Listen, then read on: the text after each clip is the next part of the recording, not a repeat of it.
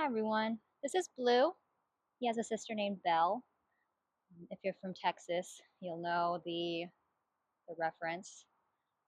So today is the day. We're going to reveal some of my HBS essays, what I wrote to get admitted into HBS. I can't knit and read at the same time, so Blue is here to help me today. I wrote my HBS and Wharton applications in the 1 month before R2 was due. If you're curious about how, check out in my previous video, linked here and in the description box below. To be honest, I didn't even realize HBS had changed their essays. Like I said, I only had 1 month. So that apparently wasn't enough time for me to realize that they had new essays.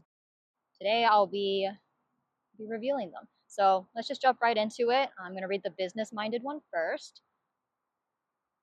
And the prompt was, please reflect on how your experiences have influenced your career choices and aspirations and the impact you strive to make on businesses, organizations, and communities you plan to serve. The word limit is up to 300 words. I closed my most significant deal when I was 10 years old.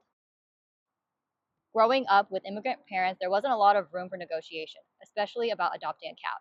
However, the summer before 5th grade, my opportunity came. My parents asked me to retake an aptitude test for a gifted program. Despite 3 failed attempts in previous years, I agreed to study away my summer vacation if they signed my contract. If I passed, we adopt a kitten. They agreed, and Coffee, my cat, joined our family later that year. This experience taught me a valuable lesson. My technical ability could pass the aptitude test, but solving bigger problems, such as convincing my parents to get a pet, required creative strategy and stakeholder alignment. I've continued to develop these skills in my career. At my company, I've led projects like designing a bespoke reactor inspection robot that saved $2.5 million annually and developing a teleoperated industrial cleaning robot that eliminated the risks of hydroblasting inside of vessels.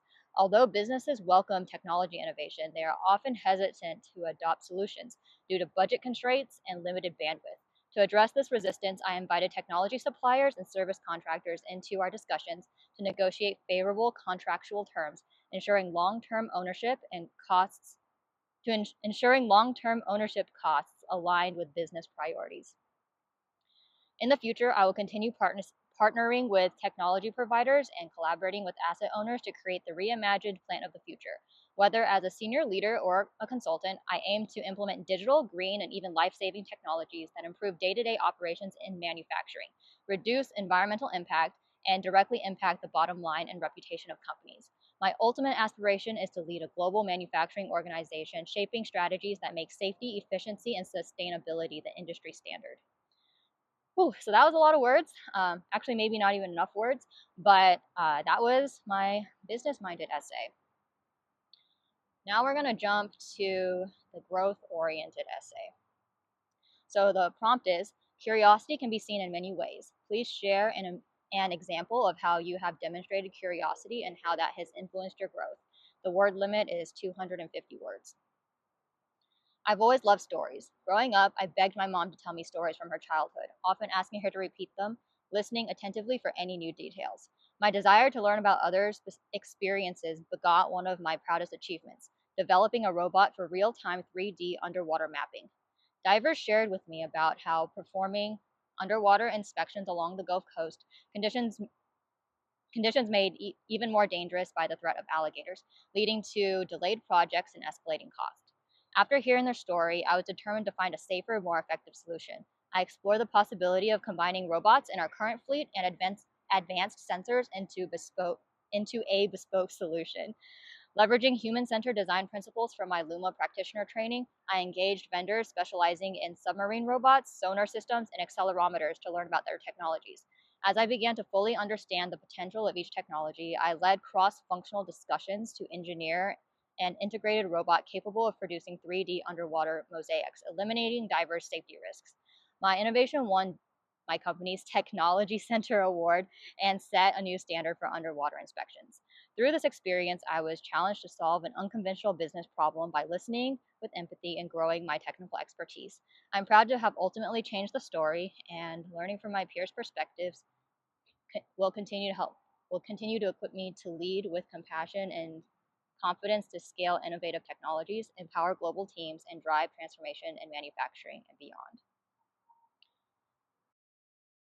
I wanted to talk about some feedback that I got from my essays and why I chose these particular anecdotes to talk about. So, starting with the growth oriented one, HBS really values perspectives and stories, especially because of their case study method. So, I've also always loved stories, so I thought it was very fitting to talk about how much I loved stories growing up, and I did beg my mom to tell me stories sometimes over and over and over again every single day just to get a glimpse of what her childhood was like in a like third okay, I guess they weren't like a third world country, but like a developing nation.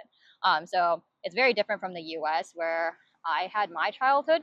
So I felt like her stories really transported me to a different era and gave me a perspective that I wouldn't be able to have. So I thought that tying that in with a story that I heard at work and how I, didn't just hear the story and, live with it, but I actually did something about it was a good essay for this prompt.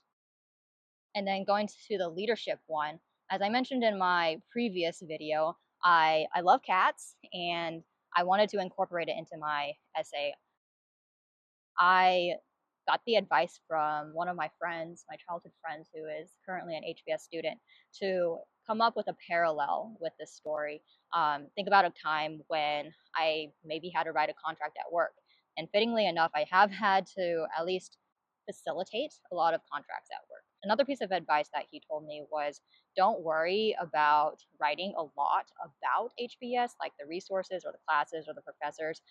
Some other programs ask why you want to attend XYZ program because they want to know that if you're admitted that you will go. But HBS isn't necessarily worried about their yield. They really just want to get to know you. So that freed up a lot of words in my word count and I thought that was really really good advice. So just passing it forward. So, of course, there is one more essay about leadership, but that essay got me interviews at both HBS and Wharton. So, I want to talk about why it worked for both schools in the next video. So, if you're interested, subscribe for that. For the essays, I think it's really important to be authentic and not who you think the schools want you to be. They're not looking for a cookie cutter answer. They're looking for diverse perspectives and experiences to be able to add to their classroom. So yeah, I think that's it for today. Thanks for sharing them with me, Blue Blue, and hopefully next one we'll have your sister.